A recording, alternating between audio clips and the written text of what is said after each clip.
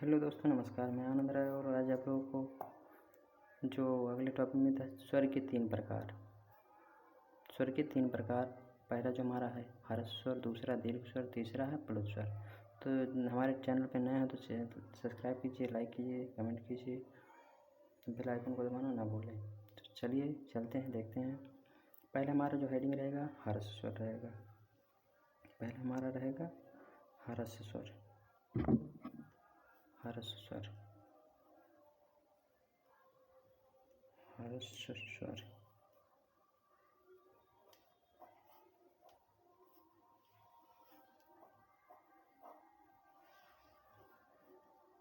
चलिए देखते हैं हर्ष स्वर।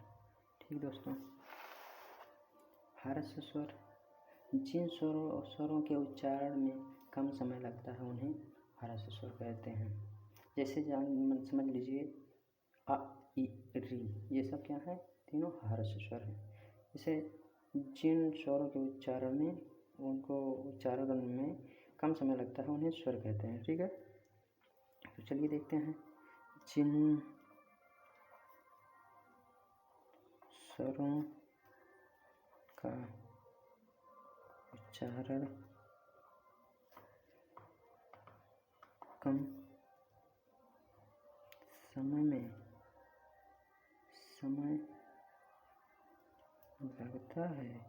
उच्चारण कम समय लगता है उन्हें क्या कहते हैं? हर्ष स्वर कहते हैं। हर्ष स्वर कहते हैं।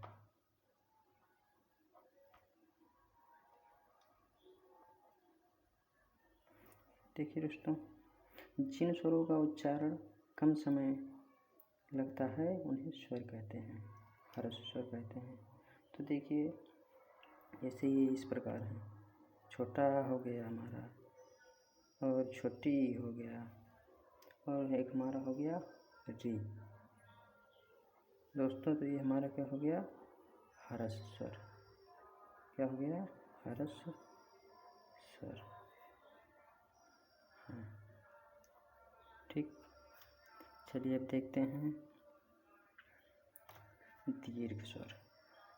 दूसरा जो हमारा है दीर्घ स्वर।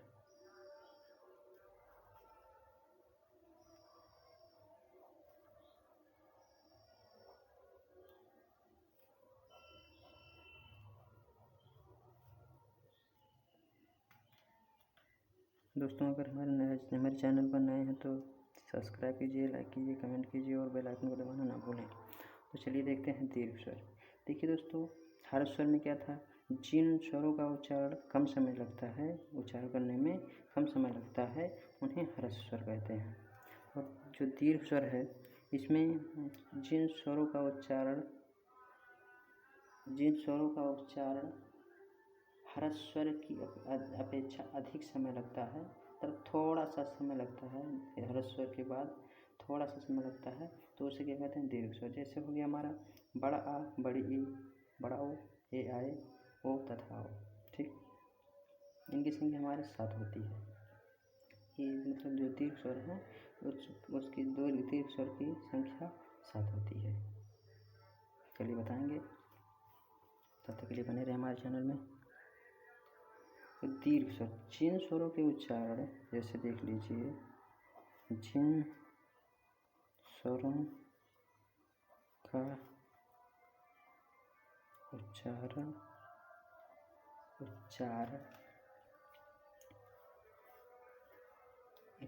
में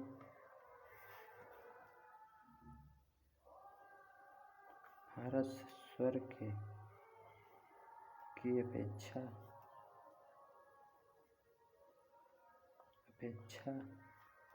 अधिक, थोड़ा सा अधिक समय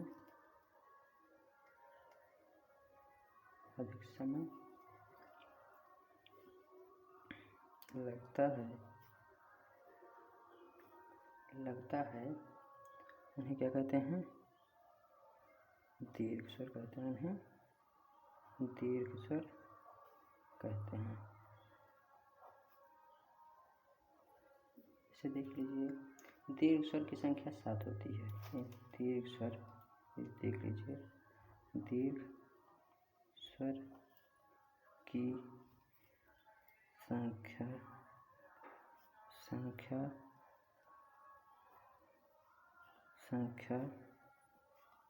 7 होती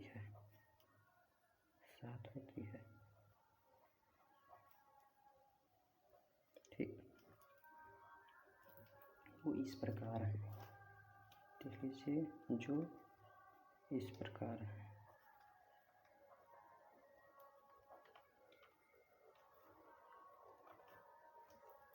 तो देखिए, जो हमारा पहला है बड़ा आ, बड़ी ई, बड़ा ऊ हो गया, और हो गया ए, और हो गया आए, ओ,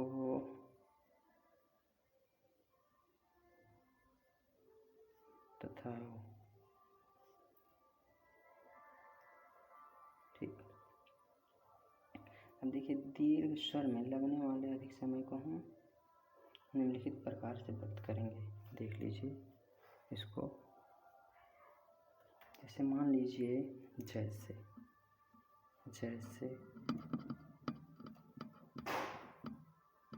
जैसे इसमें हो गया छोटा आ प्लस बड़ा आ, तो बराबर क्या बनेगा हमारा?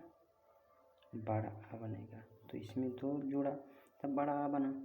अब देखिए, इसमें रहेगा छोटी ई प्लस छोटी ई, तो दोनों मिलाकर हमारा बना बड़ी ई। ठीक, देखिए तीसरा जो हमारा रहेगा छोटा ऊ प्लस छोटा ऊ, मिलाकर क्या बना? बड़ा ऊ।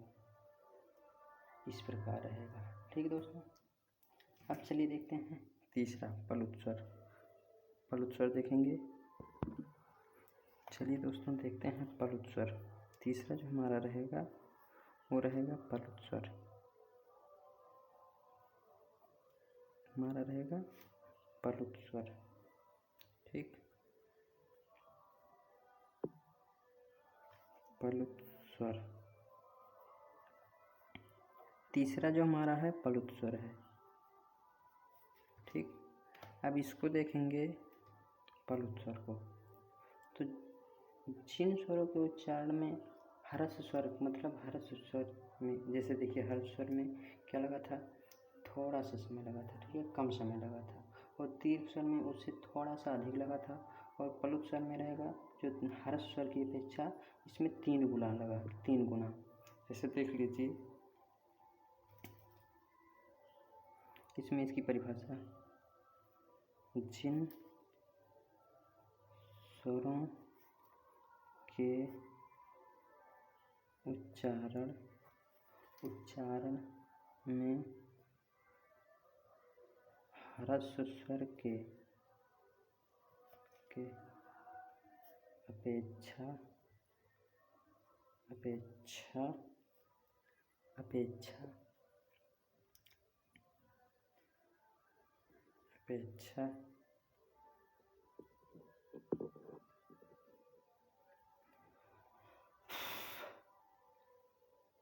अपेक्षा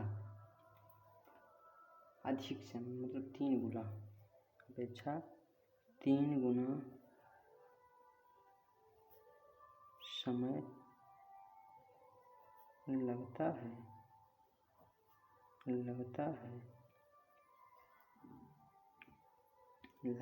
है। ठीक, उन्हें क्या कहते हैं? प्लुत स्वर कहते हैं। प्लुत स्वर कहते हैं। ठीक है दोस्तों, देखिए जैसे जिन स्वरों के उच्चारण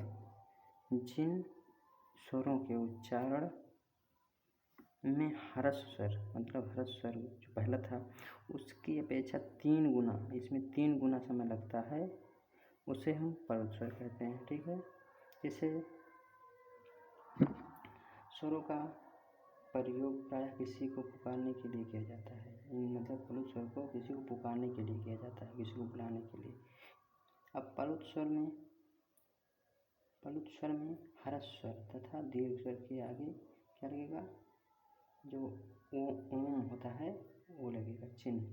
जैसे ये वाला बता रहे हैं आगे, इसका प्रयोग किया जाता है। जैसे मान लीजिए, जैसे